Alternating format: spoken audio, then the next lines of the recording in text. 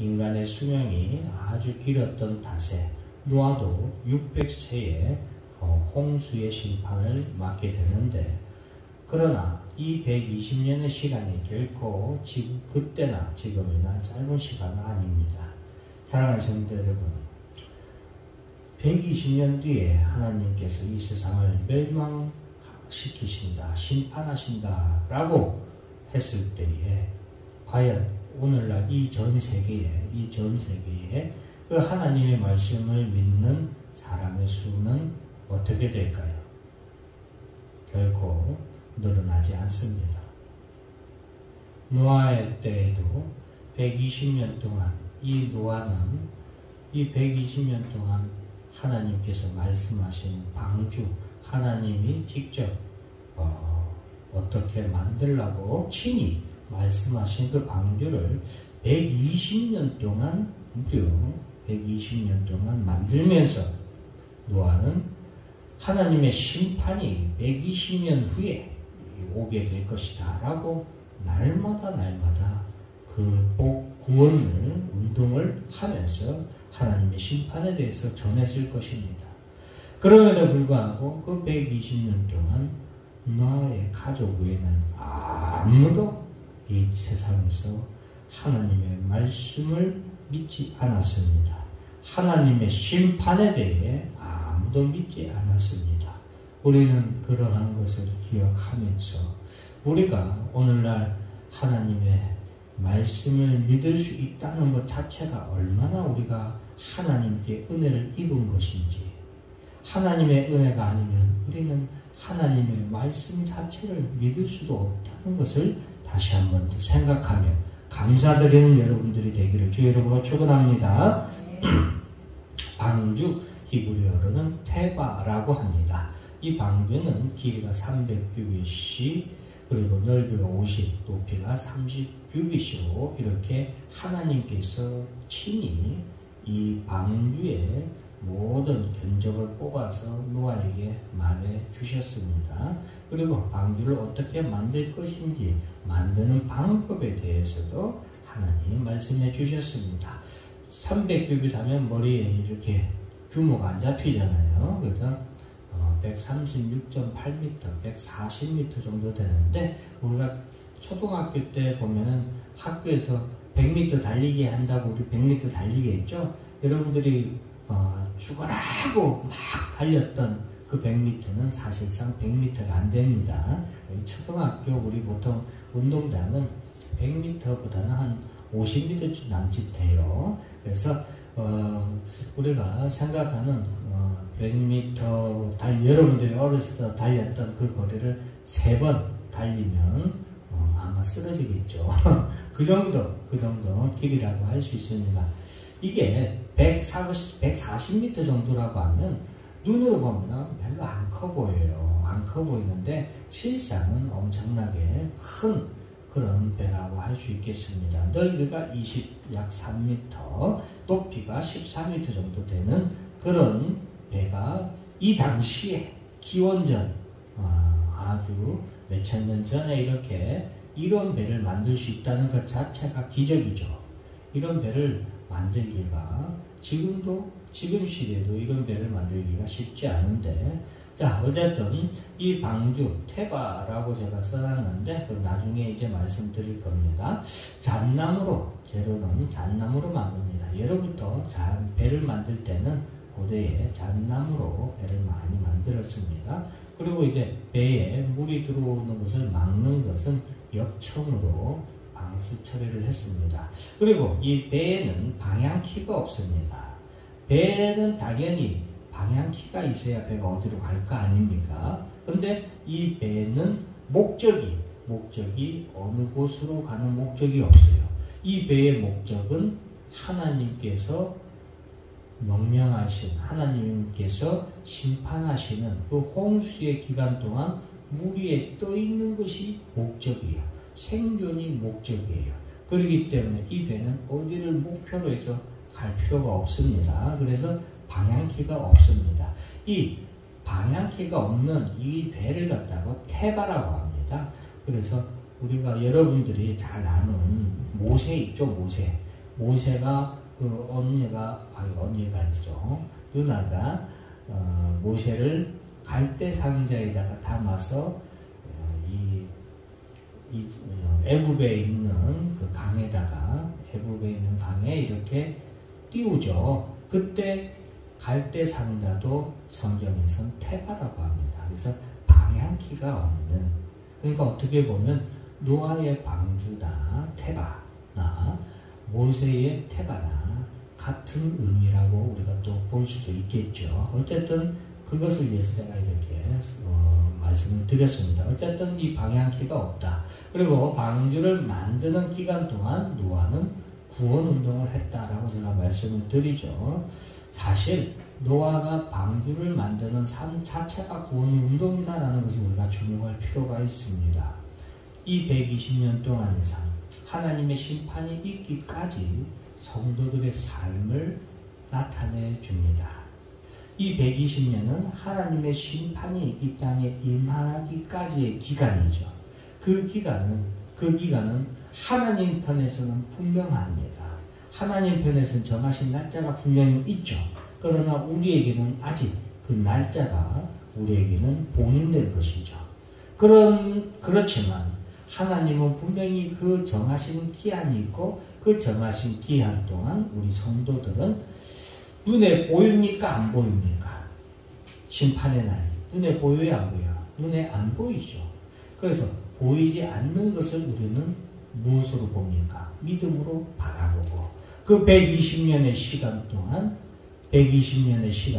우리는 이 세상에서 하나님의 구원운동을 이 땅에서 하는 겁니다. 이 구원운동은 어디를 통하여서 구원운동을 합니까? 노아가 무엇을 지었어요?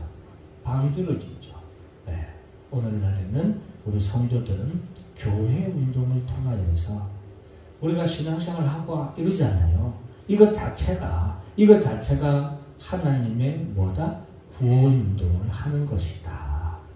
나가서 사람들에게 전도하는 것, 그것도 구원 운동을 하는 거지만 우리가 신앙생활을 하는 것 이 자체, 노아가 방주를 만드는 그 자체가 하나님의 구원운동을 우리의 삶 가운데서 우리가 실천하고 있는 것이다 라고 우리가 생각하면 되겠습니다. 그래서 신앙생활 하는 것도 이처럼 귀한 일이고 120년 하나님이 정하신 그 심판의 날까지 우리가 멈추지 아니하고 믿음으로 계속 해야 되는 우리의 구원운동이다 라는 것을 잘 기억하시고 오늘날 교회의 운동을 잠깐 쉬시는 분도 계시고 교회를 마치 어떤 취미나 동호회로 생각하셔서 요즘은 잠깐 멀리 하시는 분들도 계시는데 우리가 교회 운동은 믿음의 운동이고 하나님의 구원의 운동이다라는 것을 기억하시고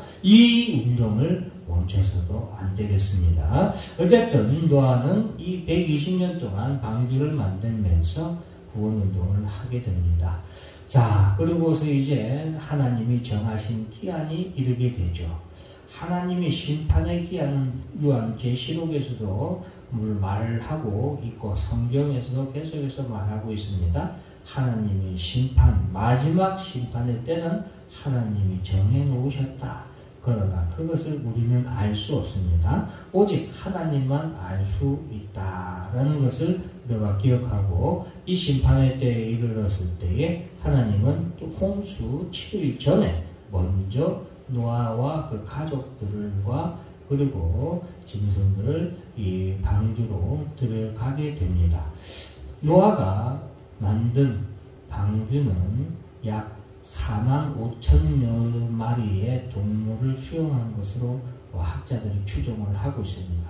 지구상에 있는 육식 동물이 한 17,000종 정도 이렇게 이렇게 생각을 하는데 그중 이제 암수 2마리씩 했으니까 그리고 또 정결한 짐승들은 7씩 이렇게 넣었기 때문에 한 45,000, 한 5만여 마리 정도 이렇게 노아 방주에 수용했는데 그 아까 말했던 배 있죠? 그 배에 5만여 마리의 동물들이 들어간 거예요. 그 뭐 빠글빠글한 것 같지만 그 배가 3층으로 노아 방주는 3층으로 이루어졌기 때문에 학자들은 이 정도의 짐승들을 싣고도 아마 다소 여유가 있었을 것이다. 짐승만 실은 게 아니라 그 짐승들이 약 1년 열흘 동안 먹을 수 있는 음식, 또 짐승들이 먹는 건 음식이 아니라 먹이죠.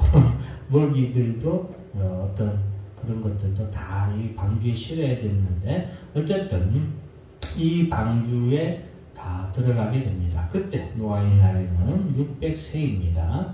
그리고서 이제 하나님께서 이 땅에 심판을 내리십니다.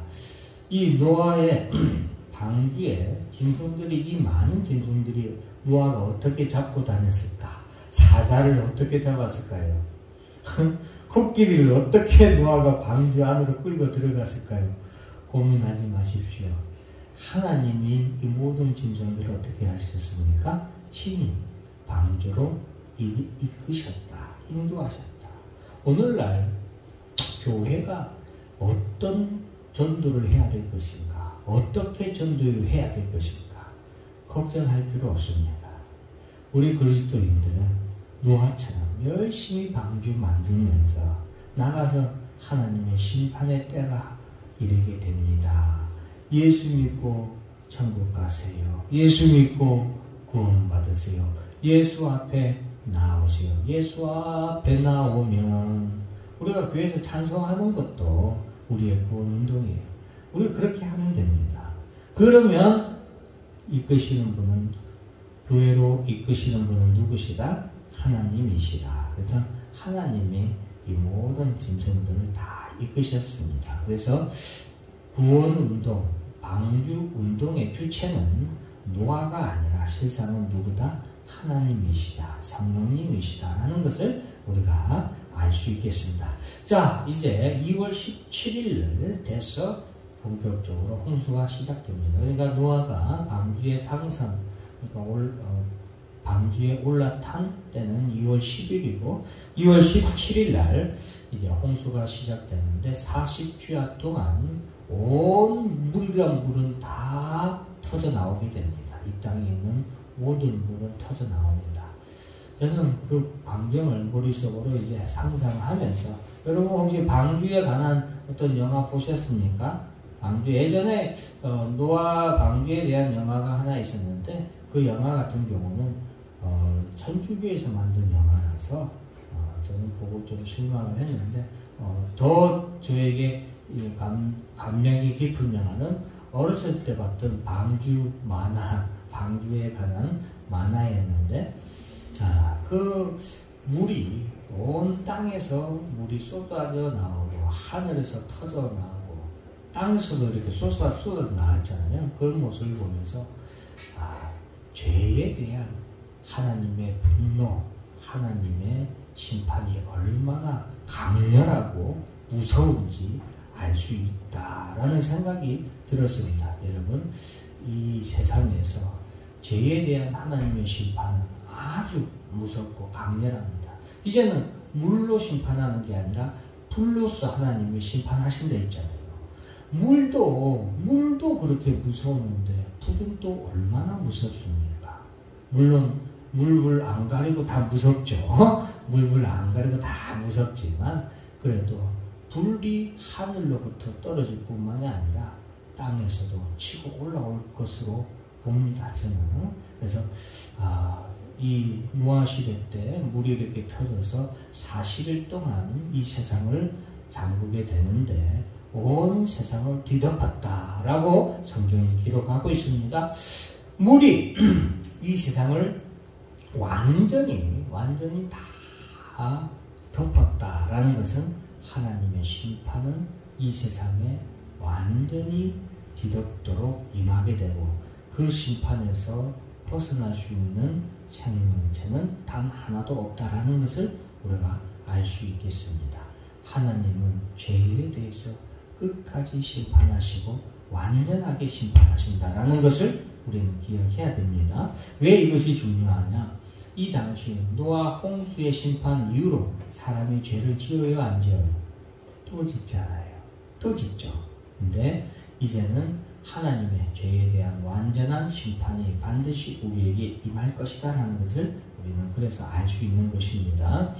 이 당시에 모든 생물이 다 죽었습니다. 자, 홍수가 내리고 나서 물이 땅에 150일간을 넘쳤다. 150일간 물이 이 땅에 가득 차 있었다. 그리고 물이 줄어드는데도 150일이 걸리고 물이 다 땅에서 사라진 다음에도 물이 계속해서 150일 있으니까 300일, 약 1년 가까이 물이 계속 땅이 그 물을 갖다가 머금고 있었잖아요. 그래서 그 모든 땅이 마르는데 70일이 걸립니다. 70일. 그것도 하나님이 바람을 이렇게 일으키셔서 계속해서 우리가 머리 말릴 때 드라이기로 이렇게 막 말리잖아요. 그처럼 하나님이 말리셔서 70일 걸린 거죠. 그래서 7월 17일에 방주가 아라랏 산에 머물게 됩니다. 노아 홍수 심판 이후에 약 5개월 만이죠. 5개월 만에 아라랏 산에 머물게 되고, 이 아라랏 산에 머물면서 2월 27일 홍수 후 약 1년 10일 만에 땅이 완전히 다 마르게 됩니다. 그러니까 아라랏 산에 머물러 있을 때는 아직 땅이 다 마른 상태가 아닙니다. 자, 그래서 이제 아라랏 산에 마르게 되고, 이제 노아가 이 아라랏 산에 이제 방주가 그 산에 머물게 걸린 거죠. 산에 이렇게 쉽게 말하면 파킹 주차된 거예요. 그래서 거기서 물이 마르기를 기다리면서 노아가 이제 첫 번째로 까마귀를 먼저 내보내죠. 까마귀를 내보냈더니 이 녀석이 안 돌아오죠. 안 돌아와서 이 까마귀는 그 이후로 인류에게 아주 미움을 받는 새가 됐어요. 실상은 까마귀는 매우 효성이 지극한 새인데 이 한 번의 실수로 욕심을 부려가지고 먹을 것이 많았나 봐요. 어쨌든 이 까마귀가 이 실수로 인해서 인류에게 아주 욕을 먹는 새가 됐는데, 두 번째로는 이제 비둘기를 내보내게 되죠. 비둘기는 나갔다가 돌아오게 돼요. 왜? 머물 곳이 없어서 돌아오게 되고, 두 번째, 다음에 또 한 번 더 7일 뒤에 비둘기를 다시 보내게 되는데, 그때 비둘기가 감람나무 잎사귀, 새로 난 감람나무 잎사귀를 물고 돌아오게 되죠. 비둘기는 요 한 번 잘해가지고 이 한 번 아주 잘해가지고 인류에게 있어서 아주 평화의 새로 사랑을 받습니다. 실상은 비둘기는 백해무익한 새랍니다. 내가 봐도 피해만 끼쳐요. 차가 바로 앞에 지나가도 이놈이 보기만 꼬꼬꼬꼬 하면서 무사태평이에요. 운전자만 당황해요. 운전자만. 근데 어쨌든 비둘기는 요 한 번 잘해서 인류에게 아주 사랑받는 새가 되었습니다. 자, 그래서 비둘기가 감람나무 잎사귀를 물고 돌아와가지고 노아가 다시 7일 뒤에 비둘기를 날려보냈더니 이제 비둘기가 돌아오지 않았죠. 사실 안 돌아온 건 똑같은데, 어쨌든 이때 비둘기가 돌아오지 않는 것을 보고 노아가 땅에 이제 다 말랐구나 라고 생각을 하고 이제 알게 되는 거죠. 추측을 하고 이제 방주에서 내리게 됩니다. 그래서 이 비둘기는 좋은 소식을 가져다주는 평화의 새로 우리가 기억을 하고 있습니다. 그리고서 이제 창세기 8장 4절에 보면은 홍수 후 1년 10일 만에 이제 땅이 완전히 다 마르게 되고, 노아는 그 마른 땅에 하나님께서 이제 나가도 된다라고 허락하셔서 이 방주의 문을 하나님께서 이제 무장 해체시키시는 거죠. 그동안은 노아의 방주의 문을 하나님이 닫으셨는데, 노아가 이제 방주에서 내려와서 가장 먼저 하나님 앞에 감사의 제사를 드립니다. 감사의 제사를 드리는데 정결한 짐승으로 드린 피의 제사라고 할 수 있겠습니다. 이 노아가 이 땅에 내려와서 하나님께 드린 피의 제사를 우리가 기억해야 됩니다. 노아의 제사를 하나님께서 예배라고 할 수 있겠죠. 하나님의 예배를 받으시고 흠양을 하세요. 자, 그런데 노아가 드린 이 피의 제사는 아벨이 드린 피의 제사와 같거든요. 그래서 예수 그리스도를 통한 구원을 바라보는 믿음의 제사인 거예요. 그러니까 이 노아도 앞으로 하나님의 심판이, 마지막 심판이 있게 될 것이라는 것을 노아도 믿음으로 알고 바라보고, 그 하나님의 심판에서 이제 구원받는 길은 오직 예수 그리스도 뿐임을 우리에게 말해주고 있는 것입니다. 예수 그리스도의 십자가의 보혈을 믿고 의지하지 아니하고서는 구원받을 수 없음을 노아의 제사를 통하여서 우리가 알 수 있는 것입니다. 자, 그리고서 이 하나님께서는 노아의 제사를 흠양하시고 예배를 흠양하시고 하나님께서 노아에게 새 언약을 주십니다. 새 언약은 무엇이냐? 무지개 언약이라고 우리가 말하는데, 하나님께서 구름과 구름 사이에 무지개를 숨겨두겠다. 그리고 이 무지개가 보일 때에 내가 다시는 이 땅에 물로서 심판하지 않겠다. 두 번 다시는 물로 심판하지 않겠다는 하나님의 언약의 증표로 무지개 언약을 우리에게 보여주시죠. 그래서 이 노아의 제사와 무지개 언약이 우리에게 중요한 것을 말해줍니다. 노아를 두 번에 걸쳐서 나눠서 한 것은 바로 이 무지개 언약 때문인데요. 자, 살아가는 성도 여러분, 하나님께서 이 땅을 물로 심판하지 않겠다라고 약속을 하셨는데 두 번째 심판이 있다라는 것을 우리에게 동시에 말씀을 해주신 겁니다. 그 두 번째 심판은 무엇의 심판이다? 불의 심판이다 라고 성경에서 분명하게 말하고 있죠. 그래서 불로서 하나님께서 이 세상을 심판하시는데, 아까 제가 얘기했듯이 물이 온 세상을 덮었듯이 하나님께서 불로 온 세상을 다 뒤덮어서 세계가 다 타서 녹아내린다 했어요. 모든 세계가 다 타서 녹아내려요. 자, 그러면서 이 노아 때도 홍수로 인해서 모든 생물이 다 죽고 새롭게 모든 것이 새롭게 시작됐잖아요. 노아가 1년 10일 만에 방주에서 나왔어요. 1년 10일 만에 방주에서 나왔어요. 얼마나 감개무량하겠어요. 노아가 나와서 밟은 마른 땅, 그 땅은 심판 이후에 하나님이 노아와 노아 가족들에게 새로 주신 땅이에요. 새로 주신 땅이에요. 새로운 생명들이 하나님께서 그래서 복을 주시면서 번성하고 창성하라고 하나님께서 복을 주시잖아요. 그 새로운 노아가 밟은 땅은 새로운 땅이지만 실상은 완전히 새로운 땅은 아니잖아요. 그죠? 그리고 완전히 새로운 땅이 아닌 그곳에서 노아와 노아의 가족들로 인해서 발생한 새로운 인간들은 다시 죄를 범합니까? 안 범합니까? 다시 죄를 범해요.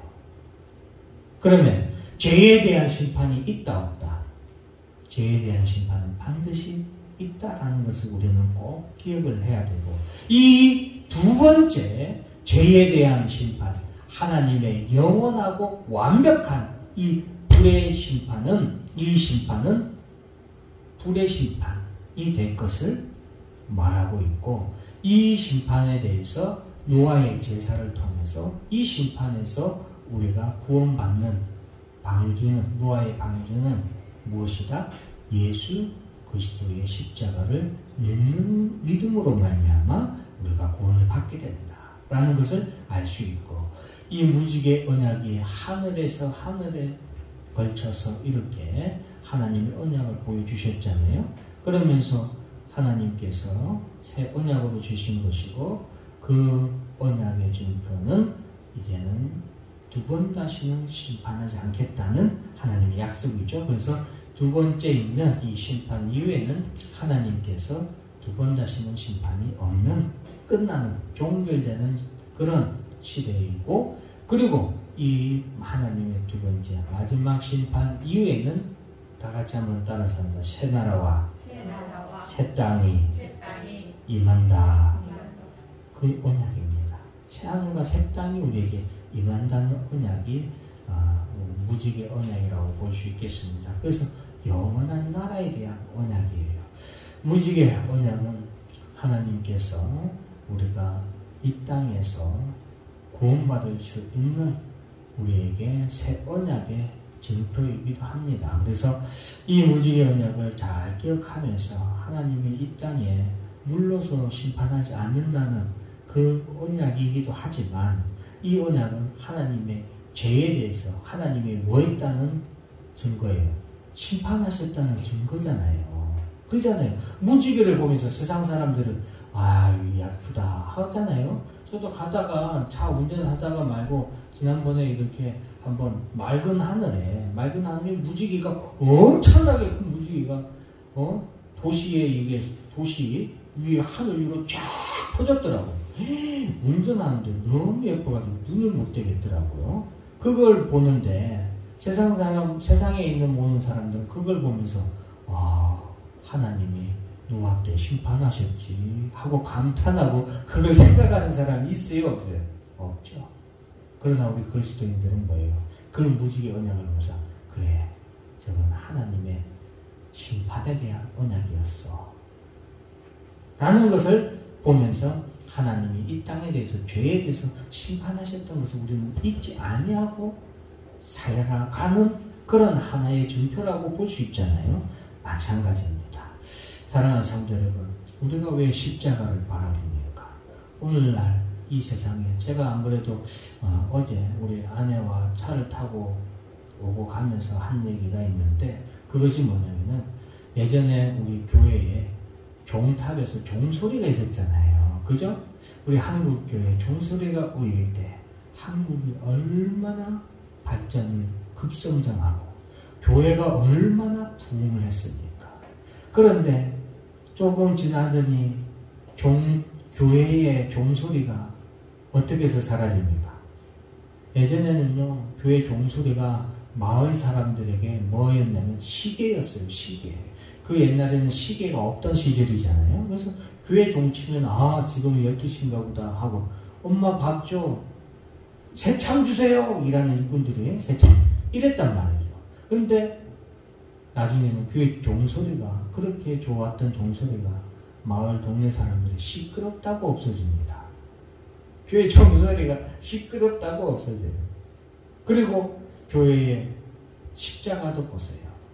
한국이 점점점 발달하고 발전하면서 세상이 점점점 살기 좋아지면서 교회 십자가가 눈에 보기 싫다고 안전에 문제가 있다고 첨탑, 그죠?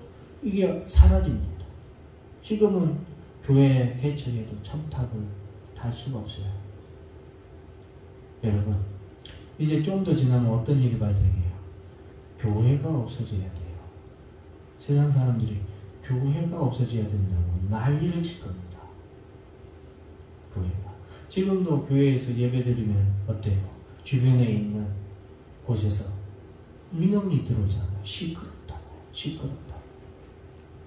그래서 요즘에는 교회 개척하는 교회들도 새로 성당을 짓는 교회들도 지하에 본 성당을 지하로 드려요.